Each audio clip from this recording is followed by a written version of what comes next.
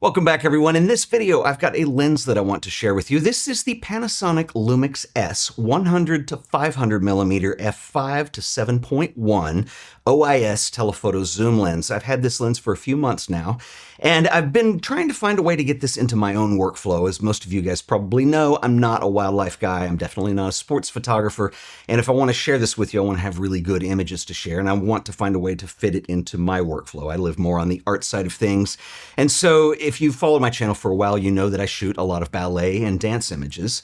And it just so happened that a friend of mine who's a choreographer called me up, and she had a piece that she was performing at the Modern Art Museum where a lot of the images that you've already seen have been shot. And I thought at the last minute, this might be an interesting opportunity to bring this lens and try it out. Now, I did have some concerns, and we're going to talk about the design on this lens in a minute and who Panasonic is actually targeting this towards. But this, more or less, is going to be a zoom lens that is very lightweight, relatively speaking, for a 100 to 500 millimeter. It's going to be compact, and the trade-off there to get that size and that compactness is going to be the variable aperture. So it's an f5 to 7.1. Now, like the other images that you've seen, this space is well lit, but it is indoors. And so the problem that I'm going to have with a lens like this, especially when you're shooting out at longer telephoto lengths, is as good as the in-body image stabilization, the dual IS, all that stuff is. Panasonic really is best in class with that. As good as it is, I still need to use fast shutter speeds because the subject is moving.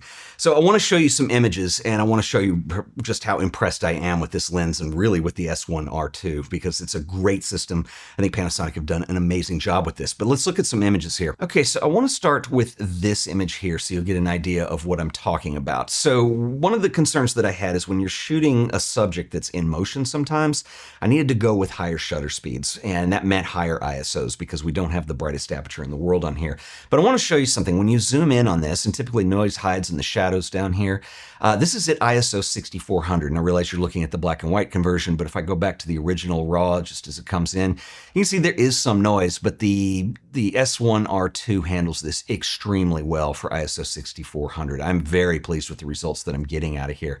And really, when you're zooming in that much, that's when you're really going to see it. But for print applications, something like that, you could go big with this, and there's not a lot of noise in here. And you can see the hands are tack sharp.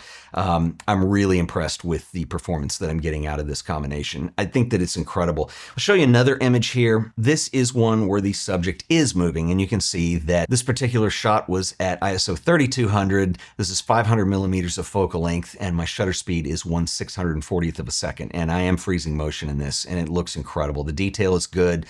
This lens is excellent. You get a lot of fine details in here, and it's really impressive from an optical standpoint as well. Now, another thing that I want to address with this lens is bokeh performance, because this is something, you know, obviously you can shoot a 400 millimeter fixed prime lens, and at 400 millimeters, let's say it's an f2.8 lens, you can get really melted out backgrounds. That's not going to be the case with this lens, but it does perform really well, as you can see. And as I mentioned, I have audience in the back here, and it blends it out so it's just not distracting, and it really does have a nice look to it. I was really happy with the way this performed. The other thing that I really liked, and this is just more of a personal note for me because I'm using this in an application that's not sports necessarily, it's definitely not wildlife, although you could argue that it probably has elements of those two things in it, but there is an audience in this performance. And being able to use the compression on these longer focal lengths really does make a huge difference. And it gives me a really interesting look and vantage point that I just can't get when I'm using wider lenses. Like a 50 millimeter, there's no way you'd be able to blend that out like that and get that kind of isolation and separation. So this lens is really impressive, I have to say. So another thing that I want to mention is last year I taught a workshop in New York City called Dancer as Motif. It was a ballet dance workshop, and I'm going to be doing that again this year, and I'm really excited about it. It's going to be in April. And the way it works is you can come up to New York City, spend a weekend in a loft photographing ballet dancers. I co-teach this with my friend Alexander Light, who is the choreographer that did all the pieces that you're seeing in this video, and it's a lot of fun. We bring 3 dancers to this. It's a great way to understand motion, to understand a lot of the complexities and the components of ballet and what it is that you're looking at. So if you were interested, I do recommend you get on it fairly soon because this class does fill up. It filled up last year. I will put the link in the show description below and you can check that out. But that is Dancer's Motif. It's going to be in April of 2026 this year, so just a couple months away. But back to the lens. Now, I realize this is not the most technical review, but it was important for me to show my experience with this in a real-world application. Now, typically when I photograph dance, you're looking at a performance, and so getting full body and multiple dancers in the frame is usually pretty important. So I will stick with prime lenses. Sometimes I'll use a 35. Typically, I'm between 50 millimeters and 90 millimeters, and maybe sometimes a 135. But I typically am not in the range of 100 to 500, especially that 500 in.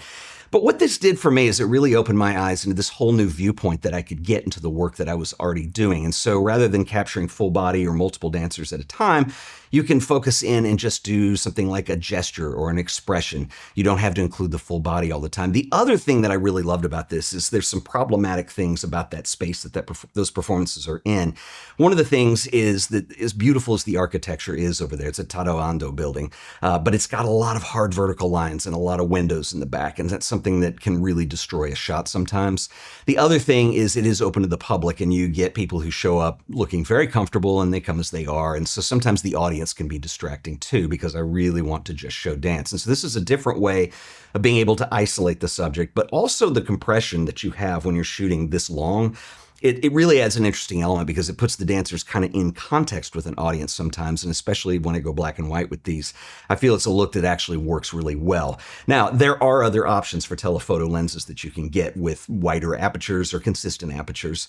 And while the bokeh isn't necessarily completely melted away, I think it is very strong, and the image quality and the optics on here are very, very good. So Panasonic's design does feature 19 elements in 12 groups. The lens uses 11 aperture blades.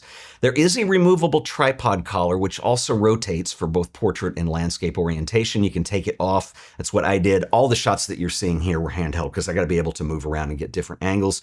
And I like the fact that the weight doesn't make you dependent on a monopod or tripod, but it does come with a collar, so that option is still in play. Filter threading is 82 millimeters on the front element, and the weight comes in at 1.3 kilograms. So it is a big lens, but compared to other telephotos, it is manageable for handheld use, like I was saying. The lens does feature optical image stabilization, so using dual OIS, you're going to get 7 stops of stabilization, and it's on par with everything else on this system. Panasonic has really done an excellent job with in-body image stabilization. Now, as I mentioned in the images here, I did have to go with faster shutter speeds because I was shooting moving subjects, but if you're not dependent on that necessarily, you're really going to be impressed with the image stabilization that Panasonic give you. I really do think it's probably the best on any system out there. Panasonic designed this lens with dual-phase linear motors for the autofocus system, so the drive is extremely fast and it's very accurate. The design is somewhat conventional for what you would expect on a zoom lens. You basically have 2 control rings, one operating the zoom, the other for manual focus, and there also is a tension ring as well. On the side of the lens, you've got a switch controlling the range of focus. You have the autofocus manual focus selection switch, and then you also have 3 positions of OIS. You can turn the optical image stabilization into mode 1, mode 2, or you can turn it off completely. And interestingly enough, on the bottom side of the lens, there is a little switch here, which is going to be a zoom limiter. And what it does is when you actually zoom this out, once I engage this, it's going to limit it to 150 on the wide end. And of course, if you want to go back down to 100, you can turn that off. There's also a custom function button, which comes in really handy if you want to do things like autofocus lock. It is fully customizable, so if you just go into the menu, you can set it up however you like. So I'm obviously very impressed with this lens. It allows me to do things that I couldn't do before, and a lot of that has to do with its size, its weight, its portability, and then also when you combine those things with the compatibility with the S1R2 and the fact that you're getting really high ISO performance that's as good as you're getting out of here, I think this is a really compelling system. There's some other nice things about it too that I didn't get into. I don't have any of the teleconverters, but this is compatible with Panasonic's teleconverters, so if you want to extend the length even more, you can do that. I think it's a really compelling package when you consider this comes in at just over $2,000 US. You're going to spend a lot more with fixed aperture or even wider aperture zoom lenses, but I would love to know what you guys think as well. So drop me a note in the comments, and I will see you guys in the next video. Until then, later.